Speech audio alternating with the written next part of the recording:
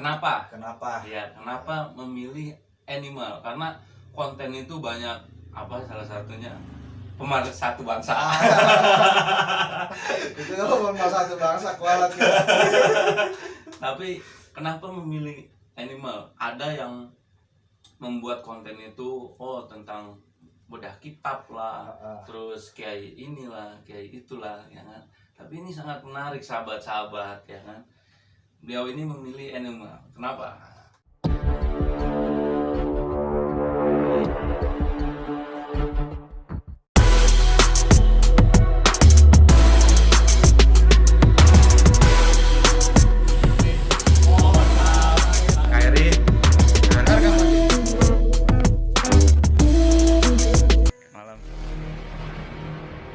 Assalamualaikum warahmatullahi wabarakatuh. Selamat malam sahabat-sahabat. Bertemu lagi bersama kami di pimpinan anak cabang Gerakan Pemuda Ansor BJ Kota Depok. Malam ini luar biasa, sangat istimewa, kedatangan YouTubers. YouTubers yang dimana mengedukasi luar biasa. Channelnya K Animal. Oke, jangan lupa subscribe juga, yang like dan share.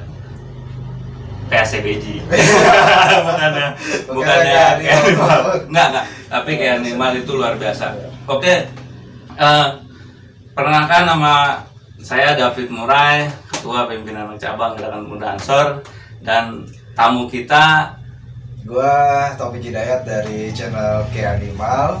Oke. Nah, ini yang luar biasanya YouTuber sekali ini, sahabat Taufik itu komandan Banser. Waduh. Beliau anggota Banser, pernah menjabat sebagai Kasat. Kalau Kasat itu sahabat-sahabat apa namanya? Kepala Satuan Koordinasi Rayon Banser Jagakarsa Jakarta Selatan. Keren gak tuh? Nah, yang menarik, sahabat-sahabat, kita mau tahu, ya enggak? Dari sekian banyaknya Banser, ya memang Banser itu multi talented gitu ya kan. Ada yang menjadi pejabat, menjadi kepala daerah, ya pejabat juga gitu kan, menjadi pengusaha, dan satu-satunya menjadi menteri agama. Ya enggak? Nah, kenapa sih komandan kita ini memilih menjadi YouTubers animal, yaitu channelnya Animal? Makanya alhamdulillah kita mempunyai kesempatan yang luar biasa malam ini di markas kita. Oke sahabat-sahabat, kita dengarkan aja langsung dari sahabat Komandan Taufik. Oke, nah ini sebelum gue ngomong, gue mau nanya nih, podcastnya boleh ngerokok nggak nih? Boleh, ini makanya mau bakar ya. Jadi kita ngobrol santai aja ya. Jadi buat sahabat-sahabat Ansor Kota BJ maupun Banser Kota BJ, Kota Depok. BJ Kota Depok. Iya. Jadi sedikit gue cerita, memang gue sama sahabat David ini udah kenal tuh lama ya, dan alhamdulillah beliau udah menjadi salah satu ketua Ansor Banser di Kota BJ. BJ Kota Depok. BJ Kota Depok. Yeah. Jadi agak-agak terbalik nih teman-teman. Dulu nih kita itu, gua sama sahabat David itu sering hacking ya.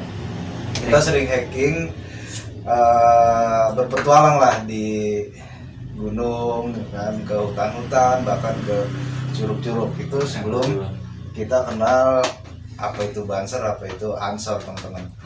Nah, itu tepatnya di 2008 kita menjelajah. 2008 itu kita temanya menjelajah air terjun di Jawa Barat. Keren tuh. Nanti kita bakal bikin kisahnya lagi. Nah, gue ada saran nih. Jadi, gimana lu undang podcast teman-teman dulu nih yang saat kita hacking, mendaki gitu kan? Iya. Next di video selanjutnya. Oke, siap. Nah, jadi Gua masuk Banser ini itu tahun 2013 kalau nggak salah ya. Ya, 2013. Memang perlu diketahui bahwa Ansor Banser saat itu khususnya di Jagakarsa nih gua itu belum booming, belum bangkit gitu. Akhirnya salah satu dari guru kita masuklah beliau ke pengurusan PAC Ansor Banser Jakarta Selatan khususnya PAC Jagakarsa. Nah, jadi gue jadi Banser ini atas perintah dari guru gue nih, termasuk gurunya sahabat David. Ya, betul. Gitu. Dan gue ditunjuk menjadi salah satu komandan pertama Banser di PAC Jagakarsa, teman-teman. Nah, kenapa gue milih ke apa namanya kalau dibilang mata pencarian lah atau ini kan ke YouTube gitu kan. Jadi itu panjang teman-teman. Saat tadi gua ngerokok dulu deh. Ya, bakar dulu. Bakar dulu deh. Kita nyantai, kita sambil ngopi. Emang kita di PAC Ansor BJ Kota Depok itu emang selalu ngopi. Nah, di mana bumi dipijak, di situ kopi diseduh. bukan kaki dijinjing. Kopi diseduh. Cuman gua aneh nih teman-teman. Kelas dia ini ada tulisan pizza beji. Jangan gua polos gitu. Iya. Nah, pizza beji ini apa sih? Nah, ya gua balik tanya ke dia nih kan. Oke. Harusnya kita bertanya jadi ditanya. Oke. Pizza beji itu salah satu bidang perekonomiannya PAC BJ Kota Depok. Jadi gitu sahabat Topik. Nah, di mana sekretariat ini kita di depan itu kita membuat usaha. Alhamdulillah udah ada 2 cabang. Insya Allah tahun ini tahun 2022 kita mau buka lagi jadi 3. Wah, 3 cabang luar biasa teman-teman. Jadi buat teman-teman yang menjadi subscriber dari channel Sahabat David, bahkan yang belum menjadi subscriber dari channel ini, misalnya gue promosi dikit ya, melintas lewat BJ Kota Depok, terus ketemu sama usaha Sahabat David, pizza BJ itu bisa mampir teman-teman. Kebetulan tadi sebelum podcast gue diajak makan nih gitu kan. Makan dulu kan, itu luar biasa teman-teman. Oke, jadi mengenai pizza BJ itu ternyata salah satu usaha dari PAC Ansor Kota BJ Kota Depok. Nah, next balik lagi ke masalah kenapa memilih animal, karena konten itu banyak salah satunya pemersatu bangsa. Itu kan pemersatu bangsa kualat ya. Tapi kenapa memilih animal? Ada yang membuat konten itu tentang bedah kitab lah, terus kayak inilah, kayak itulah, ya kan. Tapi ini sangat menarik sahabat-sahabat, ya kan. Beliau ini memilih animal. Kenapa gue memilih animal? Jadi memang dasar dari kepribadian gue itu seneng sama hewan, sahabat-sahabat. Seneng gue sama hewan. Nah, kebetulan gue juga kerja yang langsung terjun ke alam. Wih, luar biasa. Iya. Jadi gue langsung terjun ke alam. Nah, itu adalah di unit kebersihan teman-teman, khususnya di instansi PK Badan Air. Wih, keren. Pokoknya avatar nih. Mengendari air. Oke, lanjut. Jadi banyak satwa yang gue temuin gitu kan. Bahkan gue melihat beberapa satwa itu yang harus sering terjadi konflik, entah sama masyarakat ataupun terhadap pemburu teman-teman. Nah, di situ gue punya keinginan gimana satwa-satwa liar ini, khususnya yang hasil rescue ya, kita bikin shelter gitu kan, bikin tempat untuk menampung mereka gitu, daripada mereka ini kan makhluk hidup juga yang perlu hidup gitu, butuh kehidupan. Tapi nyatanya sampai sekarang pun masih banyak konflik antara satwa dengan manusia teman-teman, khususnya ular ya, karena gue lebih cenderung main di ular di reptil. Nah, yang disebut konflik itu apa tuh maksudnya tuh? Konflik ini kayak gini ketua. Jadi misalnya ada ular masuk ke dalam rumah. Terus? Itu pasti ular tersebut mati. Iya. Nah, karena digetok-getokin dah tuh ya kan? Digetok-getokin. Nah, terus?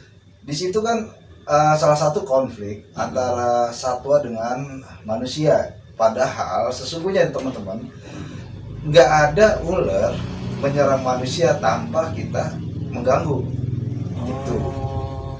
Berarti kalau misalkan kita ketemu ular, kalau kita nggak ngapa-ngapain dia nggak bakal ngapa-ngapain kita. Gitu.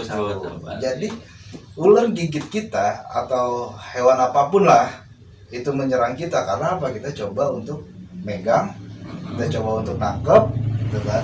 Nah, kalau kita nggak coba pegang, nggak coba tangkap, itu akan aman-aman aja. Berarti dia merasa terancam. Ada ancaman bagi si hewan ini. Oke. Nah, sering gua temuin kayak gitu harus berujung dengan kematian. Bahkan pemburuan liar pun semakin semarak nih. Kayak contoh ular diambil kulitnya, atau kobra diambil darahnya, atau empedunya gitu kan, dengan dasar obat lah ini gitu kan. Buat gue sih itu udah nggak lazim. Iya, karena berbicara obat banyak ya kan? Gitu. Bukan cuma itu doang. Kenapa harus milih itu ya kan? Benar. Gitu. Jadi ada yang spesial memang dari K-Animal. K-Animal itu terbentuk 2 tahun yang lalu teman-teman. Belum lama sih channelnya. Itu gue langsung diminta oleh salah satu sahabatnya Panji Petualang, teman-teman. Luar biasa. Jadi gue punya ular sanca itu 2 ekor ketua. Itu ukurannya jumbo lah. Niatnya ular itu akan gue hibahin ke Black House atau rumah hitamnya Panji Petualang. Gitu. Berarti namanya tempatnya Panji Petualang itu Black House. Rumah hitam teman-teman. Nah, itu asal muasal K-Animal nih. Itu pas gue posting di Instagram, gue DM Panji, itu gak ada respon. Selama kurang lebih 1 mingguan lah. 1 mingguan. Itu kondisi ular udah ada? Udah ada di tempat gue gitu, di rumah. Nah, pas sudah lewat 1 minggu itu ada reptiler. Gue bingung nih, reptiler dari Jawa Timur apa Jakarta Timur gitu. Gue nge-DM ke Instagram gue kan. Dia nanya, "Bang, ini posisi ular di mana?" Gue bilang di Depok. Kebetulan rumah gue waktu itu sama sahabat David di wilayah Depok, khususnya di Beji. Akhirnya gue bilang di Depok Beji gitu kan. Ya udah, kalau di Depok lu sounding aja ke Arbi Reptil. Arbi Reptil. Nah, akhirnya gue coba DM ke Instagramnya, akhirnya direspon lah. Gitu. Nah, dari situlah Arbi Reptil itu menyarankan gue untuk bikin channel YouTube yang berbau animal, teman-teman. Nah, Arbi Reptil ini adalah salah satu sahabatnya Panji Petualang. Nah, kenapa gue namain K-Animal? Kok nggak yang lain gitu? Itu panjang betul ceritanya. Jadi kita ngopi dulu nih. Oke. Lu mau tahu nggak? Atau sahabat-sahabat mau tahu nggak? Kenapa namanya K-Animal? Kenapa bukannya adventure animal atau apalah ya? Kenapa harus K-Animal? K-Animal itu gue ambil dari pengalaman atau ada singkatan gitu. Ada singkatan ya, lebih tepatnya mungkin singkatan ya. Jadi sebelum channel K-Animal ini ada, itu gua sempet punya anak pertama. Terus? Tapi anak gue itu lahir dalam keadaan prematur, teman-teman. Dan dia bertahan itu cuman 21 hari. 21 hari. Nah, nama anak itu gue kasih Khaira Nadifah Hidayat. Nah, selama 21 hari anak ini dipanggil K. Gitu kan. akhirnya dengan saran untuk membuat channel YouTube, gue gabungin nih. Gimana walaupun gue nggak bisa merawat anak ini atau gue nggak bisa memiliki anak ini, tapi nama anak ini dapat dikenal oleh orang banyak. Oke, jadi cara nggak langsung sahabat Taufik ini mau mengabadikan. Nah, jadi gue abadikan nama anak gue di dalam channel YouTube, teman-teman. Dan menjadi kebanggaan buat gue kalau channel K Animal ini bisa melesat atau bisa dikenal banyak orang. Oke. Tapi udah banyak juga sih. Tapi udah banyak. Masih kurang. Bantu untuk 100.000 subscriber, teman-teman. Dan jangan lupa nih, kalian juga dukung channel Ansor BG. Buat yang nonton bantu share juga, karena banyak juga channel-channel yang bermanfaat di channel GP Ansor BG ini, teman-teman. Gitu. Oke.